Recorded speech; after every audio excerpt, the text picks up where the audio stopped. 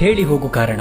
ಇದು ಪ್ರೀತಿ ಮತ್ತು ಮೋಸದ ಆಳ ಅಂತರಾಳಗಳ ಅನಾವರಣ. ವರ್ಷದ ಹಿಂದೆಯೇ ಈ ಪುಸ್ತಕವನ್ನ ಓದಿ ಮುಗಿಸಿದ್ದೆ. ಅದರ ಪ್ರತಿ ಹಾಳೆಗಳ ಗುಂಗಿನಿಂದ ಹೊರಬರಲು ಕೆಲ ದಿನಗಳನ್ನೇ ತೆಗೆದುಕೊಂಡಿದ್ದೆ. ಫಸ್ಟ್ ಕಾಡೋ ಪುಸ್ತಕವಾಯಿತು. ಹೌದು, ಕಾರಣ ಒಂದಲ್ಲ ಒಂದು ಹಂತದಲ್ಲಿ ಬಹುತೇಕರ ಬದುಕಿನಲ್ಲಿ ಘಟಿಸಿದ ಘಟನೆಗಳ ಗುಚ್ಛವಿದೆ. ಇಲ್ಲಿ ಹಠಕ್ಕೆ ಬಿದ್ದ ಹಿಮವಂತ ಪ್ರೀತಿಗಾಗಿ, ತಾನು ಪ್ರೀತಿಸಿದ ಪ್ರಾರ್ಥನಾಳಿಗಾಗಿ ಜಗತ್ತನ್ನೇ ಗೆಲ್ಲಲು ಸಿದ್ಧನಿದ್ದ. ಮನೆಯನ್ನ ತೊರೆದು ವೈದ್ಯಳಾಗೋ ಕನಸನ್ನ ಹೊತ್ತು ಚನ್ನರಾಯ ಪಟ್ಟಣದಿಂದ ಜೊತೆಗೆ ಹೆಜ್ಜೆ ಹಾಕಿದ್ದ ಆ ಪ್ರಾರ್ಥನಾಳಿಗೆ ದೇವರೇ ಆಗಿದ್ದ. ಆ ದೇವರನ್ನು ತೊರೆಯೋ ನಿರ್ಧಾರವನ್ನ ಪ್ರಾರ್ಥನಾ ಯಾಕೆ ಮಾಡಿದ್ಲು? ಅದು ವಯಸ್ಸಿನ ಚಂಚಲತೆಯ, ಮನಸ್ಸಿನ ದುರ್ಬಲತೆಯ, ಆಸ್ತಿ ಐಶ್ವರ್ಯದ ವ್ಯಾಮೋಹವ, ಆ ಮೋಜುಗಾರನೆಡೆಗಿನ ಸೆಳೆತವ?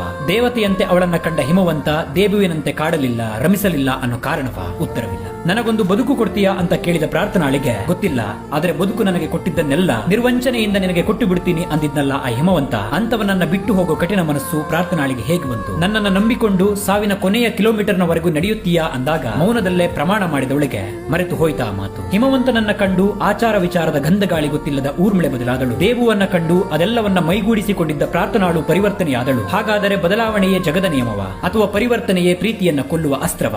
ಅಬ್ಬಾ, ಅದೆಷ್ಟು ಪ್ರಶ್ನೆಗಳು ಈ ಪುಸ್ತಕದುದ್ದಕ್ಕೂ ಕಾಡಿದ್ದವೋ ಲೆಕ್ಕವಿಲ್ಲ. ಒದ್ದೆಯಾದ ಹಾಳೆಗಳೇ ಹೇಳಬೇಕು ಜಾರಿದ ಕಣ್ಣ ಹನಿಯ ನೋವಿನ ತೀವ್ರತೆಯ ಕಥೆಯನ್ನೆಲ್ಲ. ಈ ಪುಸ್ತಕದ ಬಗ್ಗೆ ಗೀಚುತ್ತಾ ಹೋದರೆ ಮತ್ತೊಂದು ಪುಸ್ತಕವನ್ನೇ ಬರೆಯಬಹುದು. ಒಂದೊಮ್ಮೆ ಓದಿ ನೋಡಿ, ಆಗಷ್ಟೇ ಅದರ ಅಂತಸತ್ವದ ಅರಿವಾಗುವುದು. ಕೊನೆಯಲ್ಲಿ ಹೇಳದ ಕಾರಣ ಕಾಡಿದೆ ಅದೆಷ್ಟೋ ಓದುಗರನ್ನ. ಕಣ್ಣೀರಾಗಿವೆ ಅದೆಷ್ಟೋ ಕಣ್ಣುಗಳು ಕಂಡು ಪ್ರೀತಿಯಲ್ಲಿ ನೆಲಕಚ್ಚಿದ ಆ ಕಥಾನಾಯಕನನ್ನ. ಮುಂದಿನ ಜನ್ಮದಲ್ಲಾದರೂ ನಿಮ್ಮ ಮಗಳಾಗಿ ಹುಟ್ಟಬೇಕು ಅಂತ ಊರ್ಮಿಳೆ ಹೇಳಿದಾಗ ಅದಕ್ಕೆ ನೀವು ಪ್ರಾರ್ಥನಾಳ ಅನುಮತಿಯನ್ನ ಕೇಳಬೇಕು. ಅವಳೇ ನನ್ನ 7 ಜನ್ಮದ ಸಂಗಾತಿ ಅಂದು ಕೊನೆಯಲ್ಲಿ ಅವಳನ್ನ ಕೈಚೆಲ್ಲಿ ಕೂತ ಭಗ್ನ ಪ್ರೇಮಿ ಹಿಮವಂತನನ್ನ.